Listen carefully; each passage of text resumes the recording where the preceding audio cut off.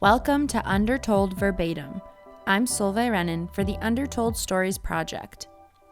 We report from all over the world for PBS NewsHour. We've talked to experts and people making a difference in their communities. In this podcast, we're revisiting those undertold stories to share extended interviews we've done with changemakers around the world.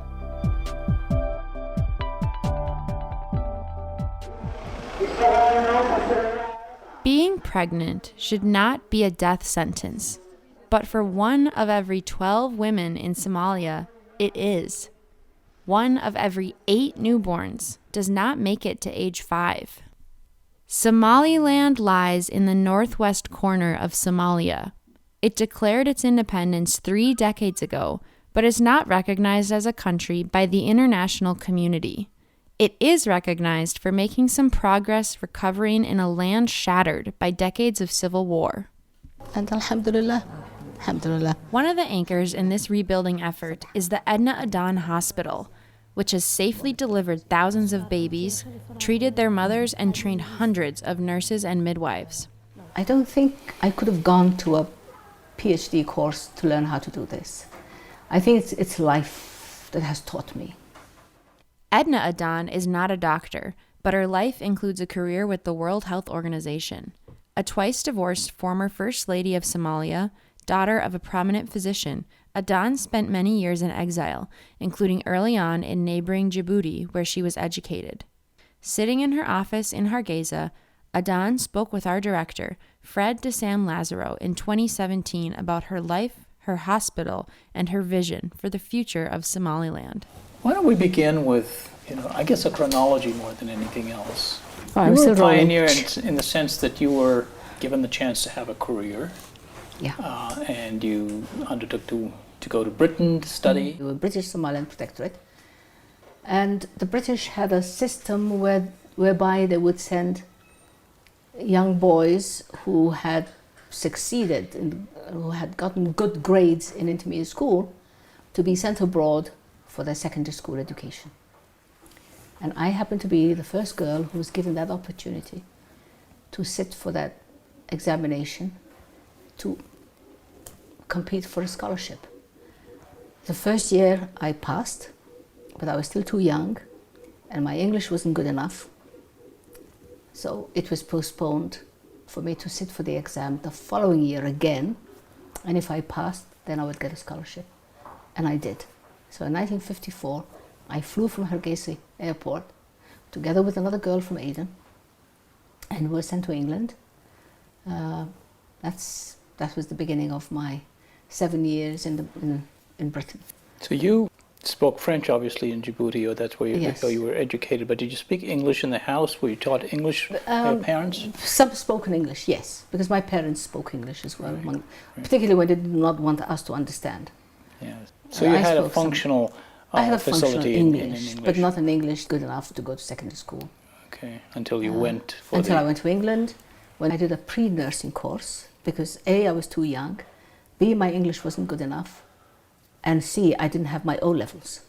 So that was an arrangement that with your pre-nursing course, that was an equivalent to the O-levels. Loved it. It was a great college, thousands of students, different departments. Learned made so many friends.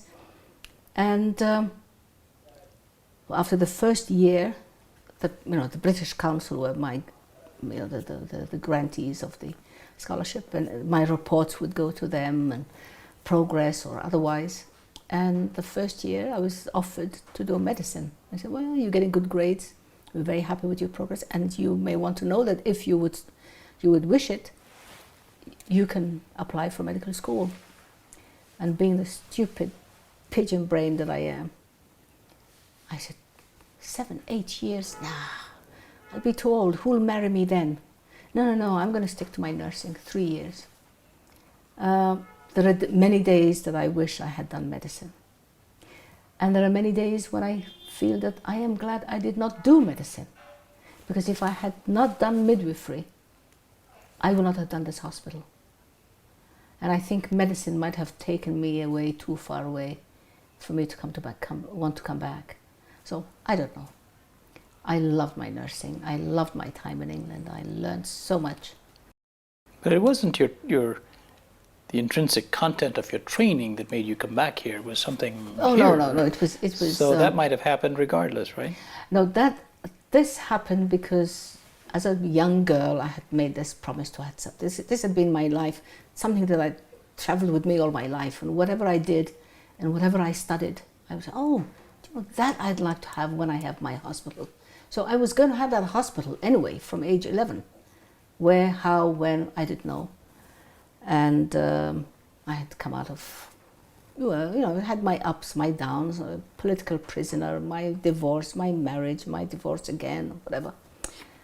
I started to build a hospital in Mogadishu.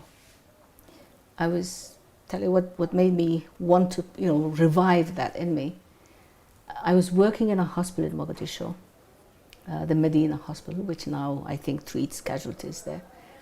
It's a great hospital built by the Italians, and I was in charge of the obs and gynae. And one particular day there was a patient, and there was a doctor who will remain unnamed, who I called because this woman had a previous cesarean section and was a definite C-section this time also. Called him. We got the theatre ready, and he sneaked out. Didn't tell me where he was going. Closed his telephone, didn't go home, because whenever I called, there were no mobiles in those days. When I called home, he was not home. Whether he was or not, his wife said he was not. And I had to get that baby out by forceps, which is a very dangerous thing to do when somebody has had a cesarean section. Another cesarean section was the course of the intervention.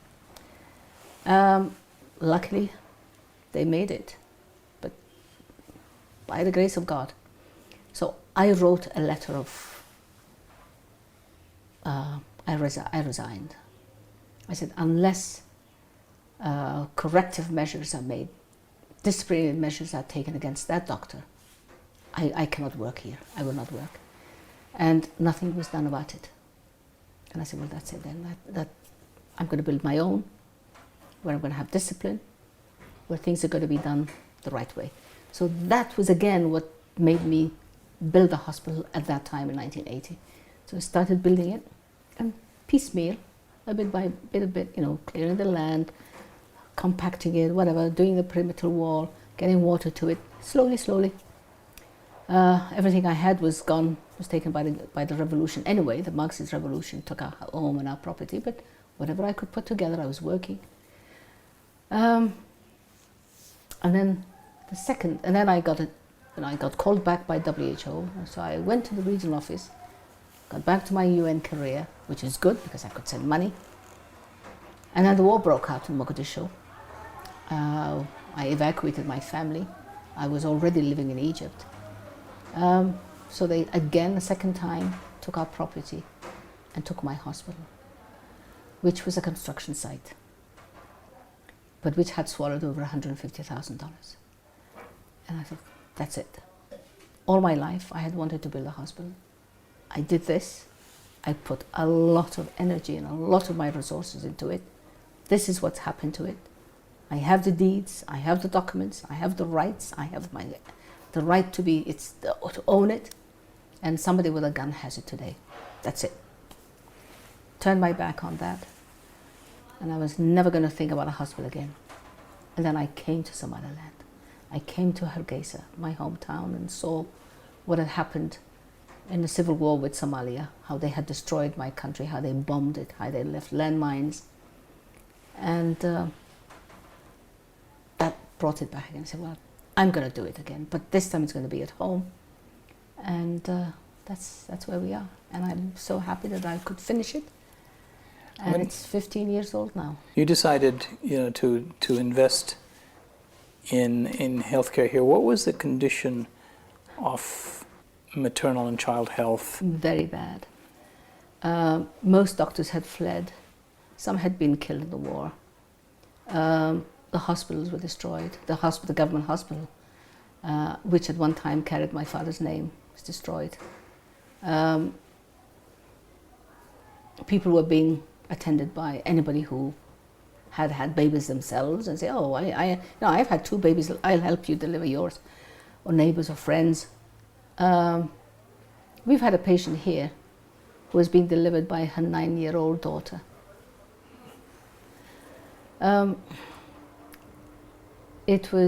The country was destroyed, level to the ground, no buildings standing, landmined. There were about 15,000 people living in Hargeisa. It was a ghost town. Many of the streets or the areas of Hargeisa you could not walk in because of the landmines. The hospitals were full of squatters and goats. I'll show you a picture of a goat in a hospital ward. That's one of the things that made me come back, that goat. And I was working in Djibouti as a WHO rep. I have a very, very envied position, a very senior diplomatic position. I'm the dean of the UN staff. I make several thousands of dollars a month.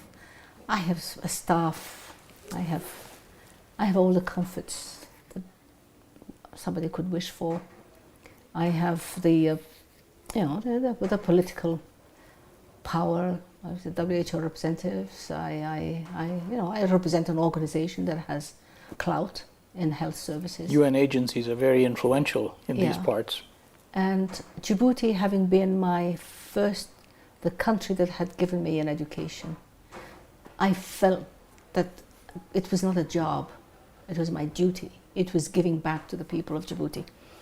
And it so happened that I was transferred to Djibouti in '91 because everything around the Horn of Africa had broken down. Somalia and Somaliland had broken down. Ethiopia, the Mengistu Haile Mariam regime had collapsed. The Eritrea-Ethiopian war.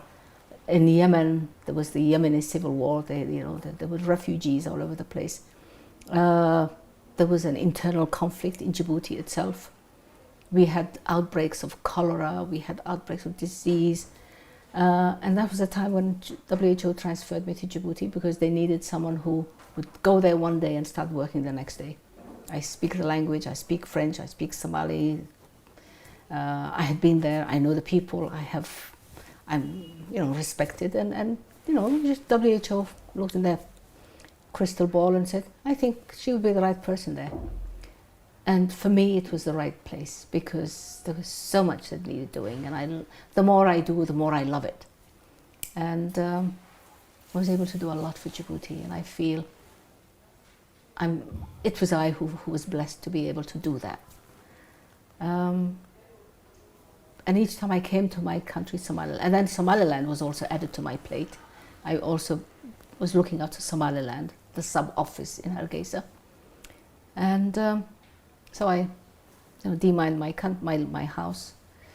That was coming back to build my dad's house. So the first thing I did was I built my father's house. You mean rebuilt what was standing there? No, they bulldozed, demined, and started from scratch. And I think that was also the first umbilical cord that reattached me to Somaliland because I was coming back very often. And I was getting closer to my retirement. And that's how I decided that this is where I'll do I could retire in London and live with my sister and die of boredom or go somewhere else. But I felt this is where I belong and this is where I should come back, and I did, and I'm glad I did. Mm-hmm. So I got the land. You got the land, and you poured some of your, or all of everything I had, everything's gone into it. Yeah. Everything I had went into it, yeah. and more. And then when I ran out, a lot of people from town, a lot of merchants from Hargeisa helped me out. All the construction, the scaffoldings and all those cranes and stuff, which I normally would have had to buy, were donated by one man, one merchant, who also donated a couple of times 200 bags of cement or whatever. One donated all the steel bars that went into the concrete. Somebody would use my tipper trucks. Somebody would get me, the municipality gave me 30 truckloads of sand, for the, dirt for the construction. Laborers would come and volunteer work for me for nothing. The government gave me the land. So you were in the right So place at the I right was- time. And then when it still didn't get finished, because this is a big hungry monster for concrete and cement. Then I went to fundraise. I went to Canada, to the US, to UK, to the Scandinavian countries, and Somaliland people in diaspora would do fundraising events for me, and I would get $2,000 here, and I would fly to another place, and then I would buy another ticket, and I'd get another 3,000 there or 1,000 here. That's how it was built. And then the Friends of Edna Hospital, a group of women got together and set up a charity, and all the tiles, all the doors, and all the windows were fundraised. Were done with fundraising done by those women in Connecticut. Did you have a grand plan and a vision of what this would look like ultimately, or was it incremental as you went? No, my original plan was big, according to my husband's eyes, but it was small, according to what it is now. So when this main building was built, and my outpatients was one of the rooms downstairs, I had a delegation from USAID, and where do you do your outpatients? It was a very crowded little room, and they went back and said, "Well, I think we can help you with that. We'll build an outpatient." So they sent somebody out here who spent a couple of weeks with us to do a needs assessment, and that person, it was decided that it would be the outpatients. What was the help I needed most? And I said, well, outpatients. So that they contracted care, and they built that outpatients for me. And that was the biggest donation I've ever received. So, but now I have to pull it down because it's falling apart. I mean, structurally unsound. Structurally unsound. So I have to pull it down before it kills somebody, and do the foundation again, and then rebuild. How, I don't know. Hopefully USAID will come back and help me one more time, but I won't hold my breath. To people who are mindful of what it takes to improve people's lives, to eradicate poverty, to deal with disease, how can you keep but feeling that anything that succeeds in development endeavors are just pure accidents? I mean, is there a perverse sense of, just happy coincidences, and there's a miracle happening here and one there and one elsewhere? No, I don't think, well, I'm sure miracles do happen, because this in itself is a miracle. But there's also the reality, and I don't think I could have gone to a PhD course to learn how to do this. I think it's life that has taught me. It's the circumstances of my people that has taught me, and that has shown me that with determination I can get. You should never start something unless you're pretty sure that you can finish it. And throughout my life, I've been in situations where there has been a need to think and to do what is right, and with whatever you have. So learning to adapt, learning to use what you have, trying to make what you have last as much as you can, dealing with people who are opposed to what you're doing, because at the end of the day, I'm a woman. What business do I have to be building hospitals? Why can't you get your male relatives to build that? Well, because simple reason, they're not as crazy as I am. I'm the only crazy person in my family to want to do that. So, and the more they say that you cannot do it, the more you want to do it, and you want to prove them wrong. And you say, well, if there's one thing I'm going to do, I'm going to prove you wrong.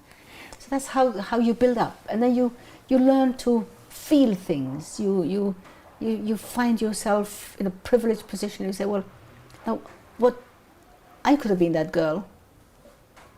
I could have had I could have had a fistula, rectum and my bladder blown away. I could not have had an education. I could have been her. There was a time when I was as young as she was. Right. So I've had privileges that have given me advantages, but then I think it was it was those early years of dad giving and doing and managing with what we had, what he had. I think that also had an influence on me. I guess part of one way of asking this question is it in the DNA? I think it has to be in your DNA, and you learn from people.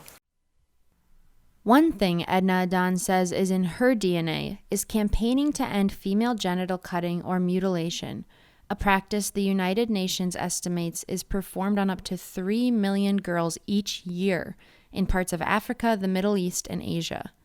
Adan says she sees the harmful health consequences of this traditional rite of passage in many of her patients. It has no place on this planet. It should not happen. All these damages, we're fixing all the things that were done wrong to those kids when they were 7 or 8. In a tradition-bound patriarchal society, with many decisions being made by men, she tries to advocate within the system. And my mission now is to talk to fathers. I'm blue in the face talking to mothers, but the influence lies with a man. And for this work, I will give credit to the men, because when the father says no, usually it works. So how do we get the fathers to say no? Every father loves his daughter. Every father looks forward to having grandchildren from his daughter. And every father should also be concerned about how his daughter is brought up. And if, without his knowledge, and because somebody told him that it's good for his daughters, for the daughter to be mutilated and cut up and damaged to the point where she will not be able to give birth to children and his grandchildren, men usually understand. And I think the biggest time and energy and resources should be spent now. Men have had it easy for centuries. Say, it's a woman's problem. No, I'll come back when you finish talking about those issues. Now we say, no, you sit down because you're the father of this girl. It's your child who's being mutilated. And I hope men will rise up to that occasion and defend and protect their daughters. But it's the mothers who are taking the daughters to have this done, right? If the father says no and puts his foot down, there would be a chance that some of these girls will be saved. And I'm a great believer in the Gandhi philosophy. Half a loaf is better than no bread at all.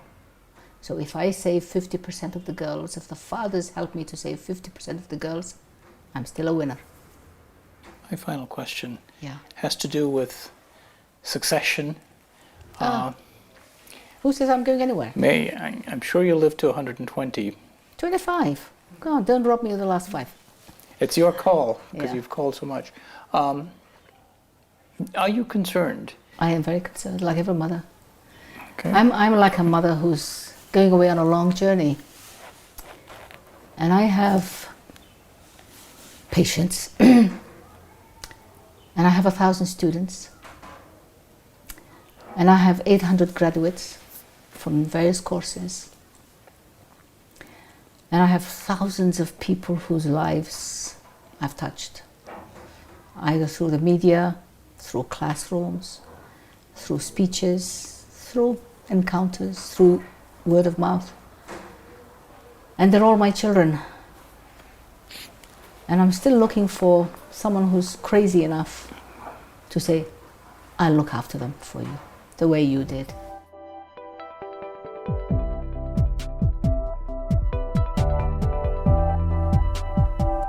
Our interview with Edna Adan was originally featured in our story called One Woman's Life-Saving Maternity Care, which aired on PBS NewsHour on August 10th, 2017. To check out the full story, go to undertoldstories.org. This episode was hosted by me, Solveig Rennan, and produced and edited by Simeon Lancaster. The interview was conducted by our director, Fred DeSam Lazaro. Our next few episodes will explore bringing water to the Navajo Nation. We're looking at about 70,000 people without access to water sanitation. And HIV prevention with the Condom King of Thailand. We say it's like a relay race. Whatever we receive, we must pass on to others. You can find every Undertold Verbatim episode, virtual reality 360 experiences, and our entire library of Undertold news reports from around the world at undertoldstories.org. Undertold Verbatim is brought to you by the Undertold Stories Project at the University of St. Thomas in Minnesota. As always, thanks for your support.